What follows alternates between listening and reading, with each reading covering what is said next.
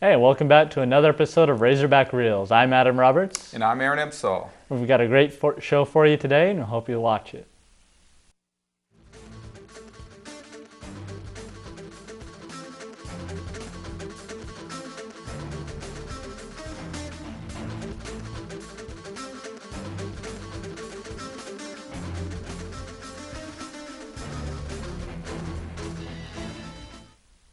All right, well, we've missed you over the summer. We had some pretty good movies to look at. Yeah, more. I think at least we're highlighting the ones in today's show that they were the good and the best ones at least. Right, and of course every week we'll review the new releases that came out during the previous weekend, so we hope you'll tune in with us every Monday, so we'll give you a recap of what to see and what to avoid. Definitely. Save you a lot of time. Well, the summer started off with a huge bang. We had Iron Man starring Robert Downey Jr., and I really enjoyed this movie. I mean, it is, your superhero movie, which sort of played itself out by now, but Robert Downey Jr. gives it this fresh take. He's exciting, he's, a little bit cocky and arrogant. He's not Tobey Maguire who sits there and cries the whole time. Yeah, Robert Downey Jr. made this movie. I mean, without Robert Downey Jr., I don't know if this movie quite hits at such the level that it does. I mean, he really personified that Iron Man character and gave life, which I think with another superhero movie that didn't quite do as well, the Hulk, I think that was its problem, is that the actor, Edward Norton as the Hulk wasn't really, didn't personify the character like, Robert Downey Jr. was able to do with the Tony Stark. But right. It's hard to take some of these movies so seriously like they tried to do with the Hulk. And Iron Man, they admitted, yeah, it's kind of goofy, it's silly, but they didn't go overboard on the silliness either. Yeah, I was impressed with the job that Jon Favreau did because he hadn't really been that successful recently, but he did a really good job in directing this movie and doing well with it. Right. I definitely enjoyed this. It should be out on DVD by now, so this is something I'd recommend picking it up if you haven't seen it already. For sure. And shortly after Iron Man, we had a movie that a lot of people didn't like, but both of us did, Indiana Jones and the Kingdom of the Crystal Skull, starring, of course, Harrison Ford, Cate Blanchett, and Shia LaBeouf, our newcomer. And a lot of people that I talked to didn't enjoy this. I think that they were just sort of trying to compare it to the previous Indiana Jones movies, and you can't do that. Those were a long time ago. Most of us saw them when we were kids, and so you have different expectations for them. Yeah, I would even say that it was closer to the original than I think most people wanted to think that it was. Right. I don't think a lot of people have maybe seen the originals or the first three in a while, so they're thinking they've built them up on a pedestal, oh, you can't touch Razor's Ark, you can't touch Temple of Doom, and it's like, wait a minute, have you seen these movies recently? It follows the same formula, only it's a different era, it's a different time. It has the same sense of humor, it has the same unbelievable moments, just because you're swinging through the jungle vines doesn't mean we didn't have other similar ridiculous things. Yeah, there were some ridiculous things in this that, that I didn't really care for, like the monkeys up in the tree. And some of the stuff, you kind of rolled your eyes a little bit like, okay. And the biggest complaint I heard was that it's not a religious element, it's UFOs, but they weren't even actual aliens, they were from another dimension or whatever. Yeah. And I just think that when you move it from the 30s to the 50s, you have to have aliens instead of the whole religious relics, because that's what movies in the 50s were about. Yeah, and you got to have Russians instead of Nazis. Yeah, exactly. So I really enjoyed this. I didn't like it as much as the originals just because they weren't the originals, but I wasn't disappointed. Yeah, I think we're exactly on the same page with this. Right. It wasn't quite maybe the originals. Maybe we also built those up a little too high, but it was still quality entertainment. Right. It's like the Star Wars sequels. Well, at least besides Episode 2, the other ones were about quality-wise on par with the first three. I'm not going to go there. I'm not going to agree with you on those, but I'll stick with the Indiana Jones. So I'll go with the Indiana Jones. I'll leave the Star Wars alone. But yeah, I think we agree. It was a good movie. Well, another movie that we both enjoyed was Kung Fu Panda, an adventure of a slightly different sort.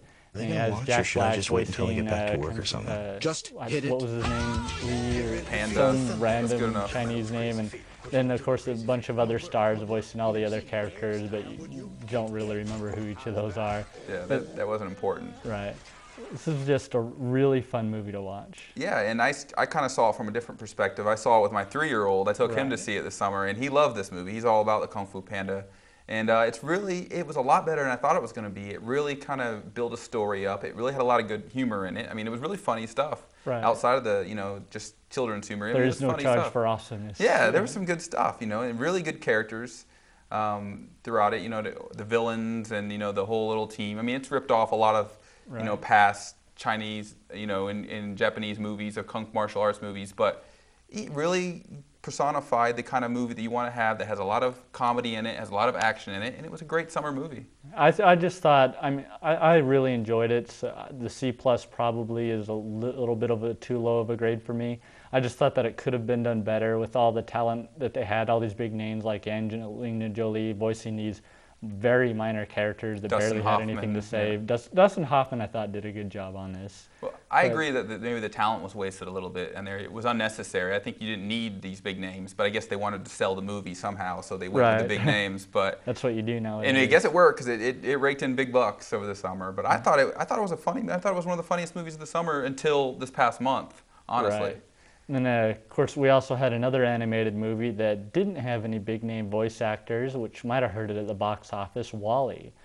And WALL-E was my favorite movie of the entire year so far. I just absolutely loved it. And I just saw it as sort of 2001: A Space Odyssey made for a family audience, but it wasn't dumbed down or Disneyfied in a bad way at all. I really enjoyed it.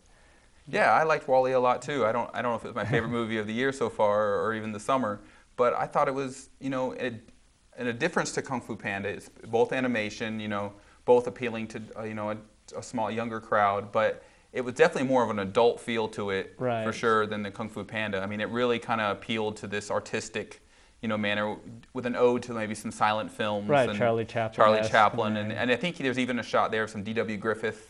Like in there, it's like a lot. You can tell that I guess Andrew Stanton. I think he's the one or Staunton was the one that directed it. It was the same team that did The Incredibles, and you can see a lot of the same intelligence there. But I think there was definitely some people that had maybe some film history behind it, and they really wanted to make this something more than just like an Incredibles or something. They wanted to add like another layer and dimension to it, and I think they do it. This movie has a lot of depth to it, besides, you know, just the character of WALL-E and Eva. Which even if you only take it at that level, I think it's a great movie. it's still good, and there's more to it, and it doesn't rely on, you know, gags necessarily and cutesy dialogue. I mean, it definitely doesn't rely on that. Right, and very dialogue less. Yeah, and it does a good job of it. I know I thought this was the best romance I've seen in the movies in many, many years. I really loved this movie. Yeah, I thought it was good too.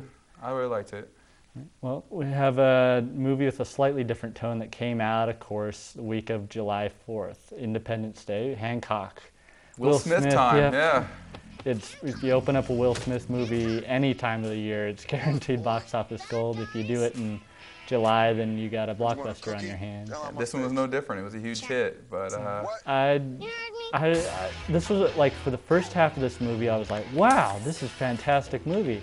And the second half, I was like, wow, this is an awful movie. So I combined that together to come up with a C score. Yeah, I mean, I don't want to give anything away with what happens, but there's definitely a for sure shift in this movie from the first half to the second half. It was two completely different films, it seemed. And initially, I didn't know if I was buying on to that shift, but I don't know. As it went along, I started to buy into it a little bit by the time it concluded.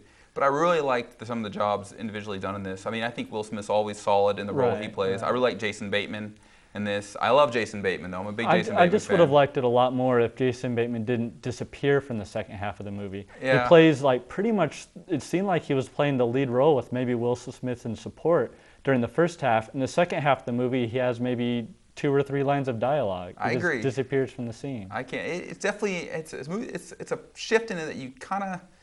I don't know. I think you're a little uneasy about as it goes along. It doesn't make a nice gradual shift. It's kind of like just a sudden turn. It starts out as a really clever, intelligent send-up of superhero movies, and then it just turns into something you'd find on the Sci-Fi Channel late at night. Yeah, I don't know. I kind of just started buying into it. At first, I was definitely uneasy, but I don't know. A C+, that's a decent grade. I don't know.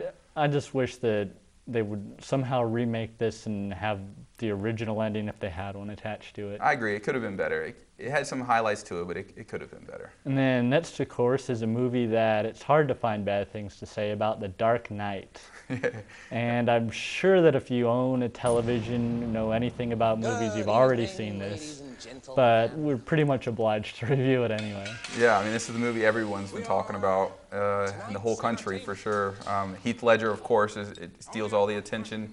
as deservingly so, because he Right. was the best part of this movie, I He think. was so hyped up, I was a little bit worried he wouldn't live up to it, but No, it was, it fulfilled. It was just as good as it advertised and just as you would expect. right. And I mean, I'd be perfectly comfortable. I mean, we haven't seen so many other movies that'll come out later in the year, but at this point, I'd be perfectly fine with him getting the posthumous Oscar for Best Actor. Yeah, without a doubt, and he definitely deserves a nomination. You know, some people have kind of, guffawed at that. Right. Oh, what an action hero. There's been a couple in the past, and bad guys always get these really great roles that the Academy likes. So. Yeah, I mean, he deserved. This was a fantastic role for him, and he pulled out the performance and made it individualized to himself, and it was something that that it's like a special performance. Now, would it have been as big of a movie had he not died? That's a Right. question.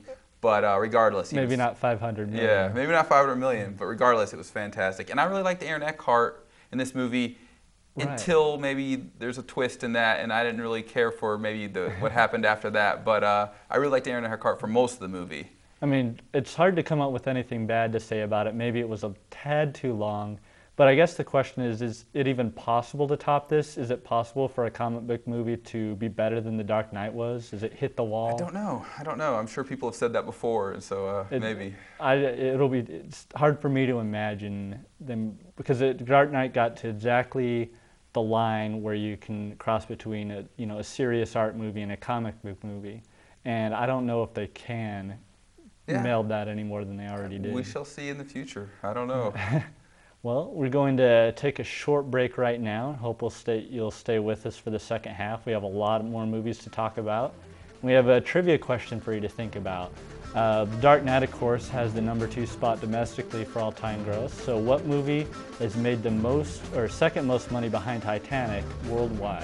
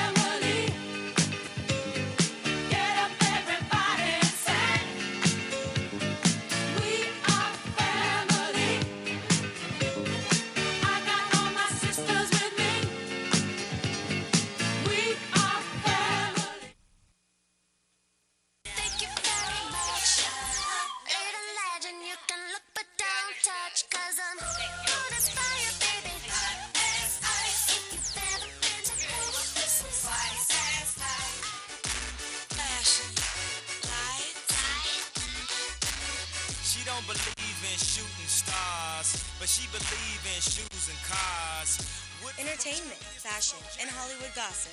Tuesdays at 7 p.m. right here on Channel 14.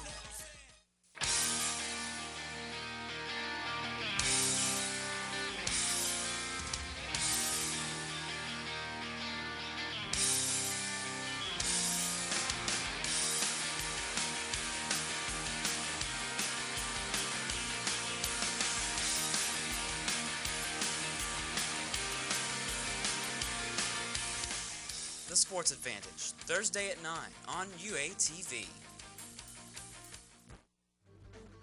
Of course, is The Lord of the Rings, The Return of the King, the #2 second most money-making world movie worldwide. Of course. Yeah. Everybody across the world loves those little Lord of the Rings and Hobbits. So.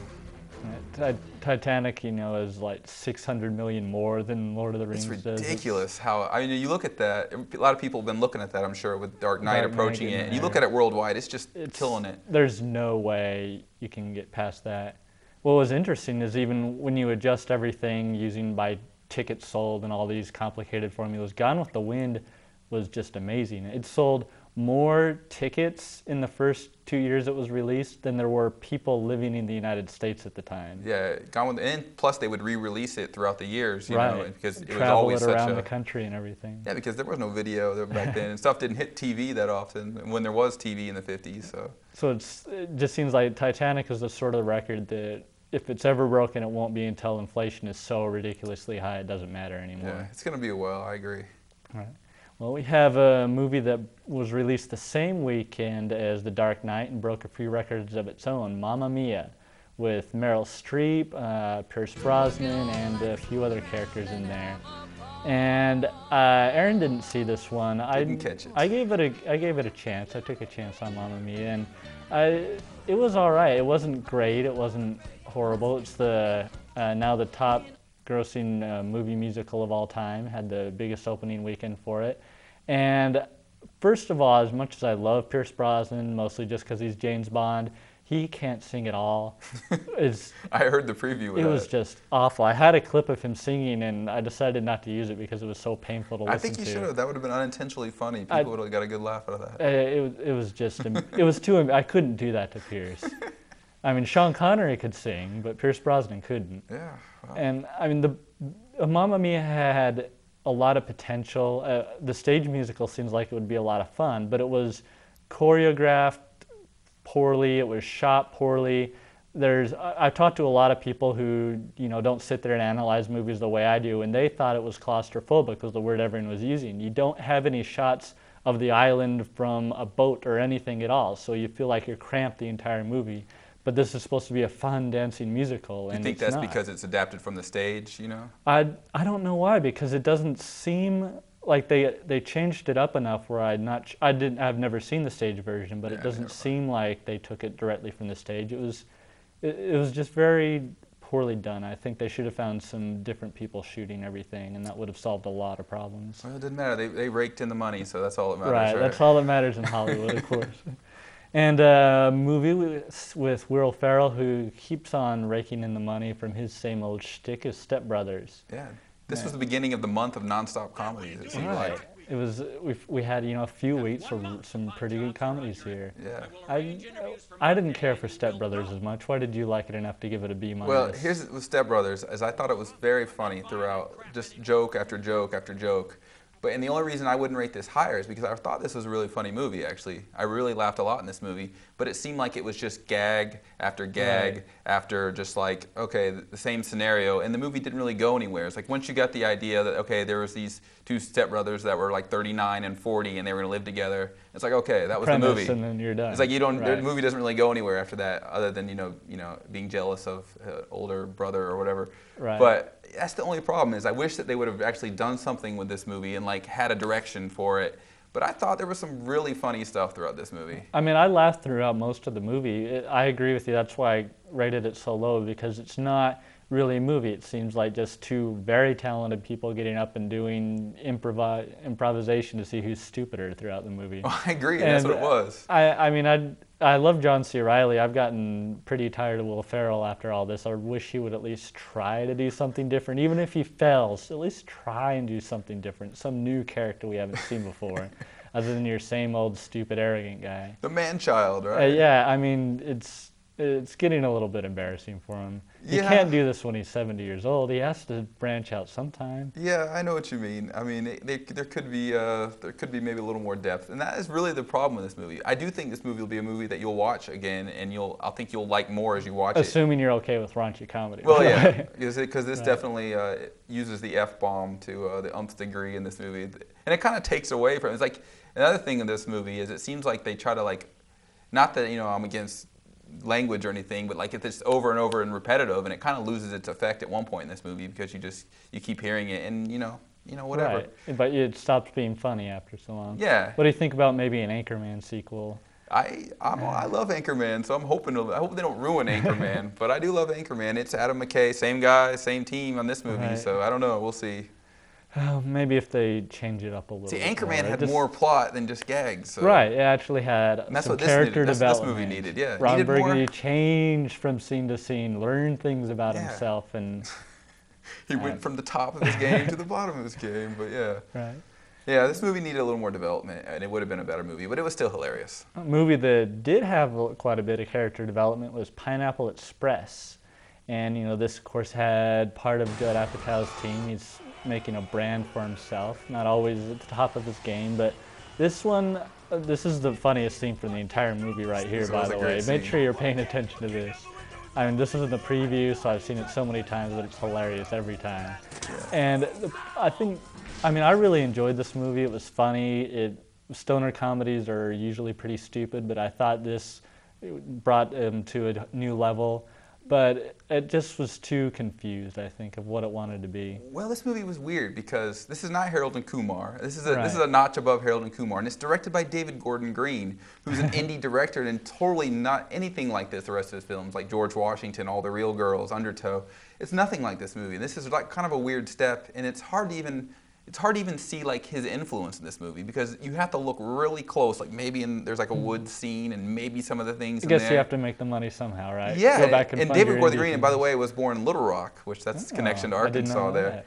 But yeah, it's really hard to find that connection. You're kind of like, what does he really bring to this movie? And he really doesn't bring anything to the movie. But this movie does have some development. But the thing that I think is its problem is at the beginning, it's kind of like, all right, it has this consequential violence in the beginning. Someone dies, and you kind of think, oh no, something happened. It hits you. You're like, oh, that is horrible. Yeah, and then it kind of turns into this nonsensical violence, where it's like, well, silly violence. Right. So, but you were so used to being horrified by the violence early on in the movie. By the time it's supposed to be funny, just doesn't line up very well with you. Yeah. You still feel a little bit bad for the people you're supposed to be laughing at when they get shot. Yeah, well, exactly, and I think that's what kind of makes the movie a little awkward. But I love James Franco in this as the main stoner guy in this. He is great as the dealer.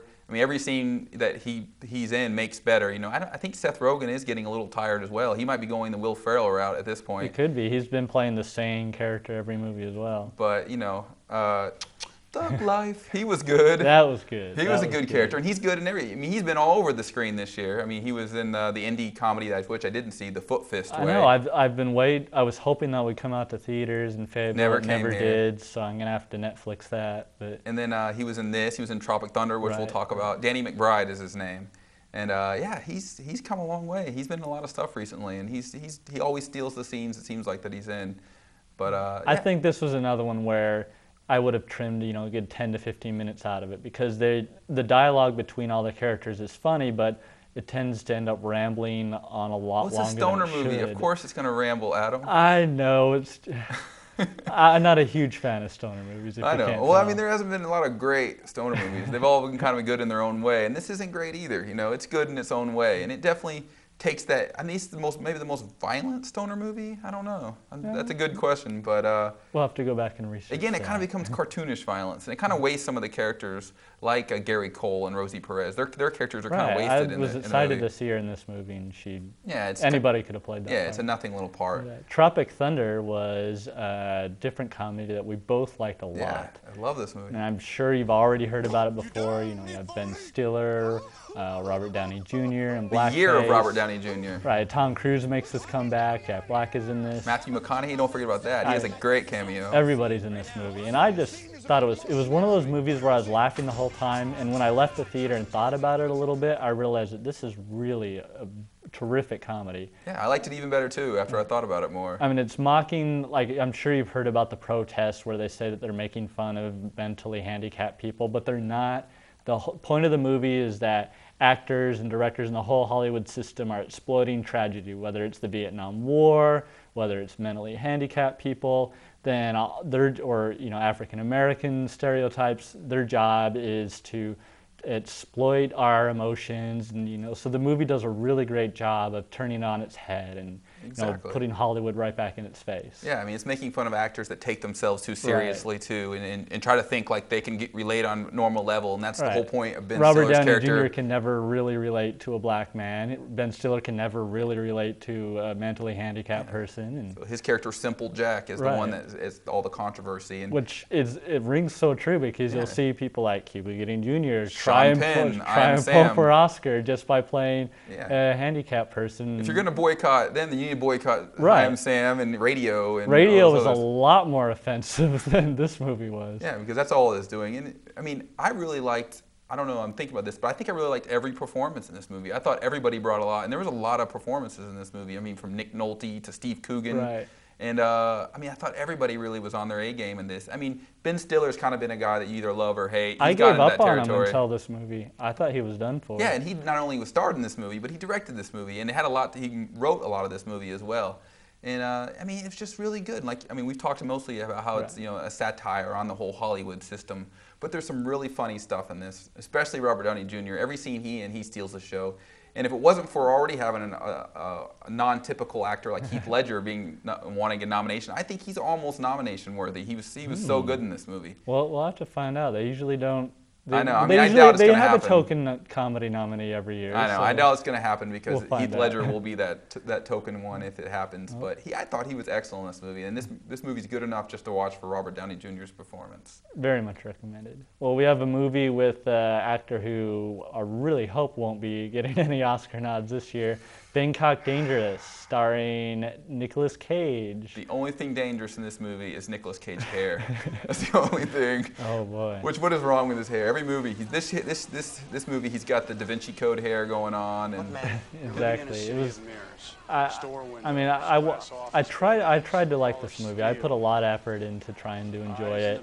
I haven't seen the original Thai version. This is a remake by the same directors that one a few years ago. The Pang brothers. Right. I mean, you have this style where they wash everything out and think it makes it gritty. It doesn't. But the underwater shots seem like they were from a completely different movie. It's all of a sudden you stick your head under the water and everything looks different. I mean, which it should, but it's, I don't know. Nicolas Cage is somebody that I've hated in almost every movie I've seen. He has a few good roles, but I can never take him seriously. His voice just doesn't sound like somebody who's a killer. I don't know. See, I'm the exact opposite. I used to love Nicolas Cage, and he's just gone straight into the toilet, and it's just, oh, what is going on? He's like, just show me the money. That's all he's doing now. The plot to this is really stereotypical. You've seen the this trailer, so many you know where times. it's going. He turns into Mr. Miyagi about a quarter of the movie, and all of a sudden he's like Miyagi Hitman. He's like, I'm going to show you the way. And he's like, all of a sudden he gets like, he feels sentimental, and he gets a conscience. It was just so horrible. I mean, you have like a shot of him staring at this kid and having his heart change. I'll buy that until you stretch the shot out for a full minute. I'm like, he stares at the kid, and I'm like, I get it. He's looking at the child. And the narration, he just, for the first half of the movie, describes what he's about to do the whole time. But the beginning of the movie, I really thought I was going to hate it. And at one point, I kind of had some things like, oh, okay, I'm into it. And then it went back to, okay. And then the ending was just ridiculous. Well, I think we're going to wrap it up for this week. But don't say anything that's come out in the last few weeks. Get DVDs. But next week, we do have some good films coming out. Yeah, we got Burn After Reading. The Coen Brothers' new movie, which I think everybody's a little excited about to see how that'll be. And of course, if you're a local filmmaker, we would love to feature clips from your movie or a short film that you've made on this show. So please visit us on our website at razorbackreels.com. And if you're just a fan of the show, you can check it out for some updates from us, local listings for showtime. Email us if you have any suggestions on any movies we need to see or what you think about movies we reviewed. Let us know. Right, we'd love to hear you call us how stupid we are for not liking your favorite movie. Yeah, maybe you love Bangkok Dangerous. Let us know. Right, so Nicolas Cage's parents, you can write and tell us how. We can't use the R word, right? That's right. We're not retarded, so. Right, well, be sure to join us every Monday night. We'll be here on UATV at 8 o'clock. And I'm Adam Roberts. And I'm Aaron Emsall. See you next week.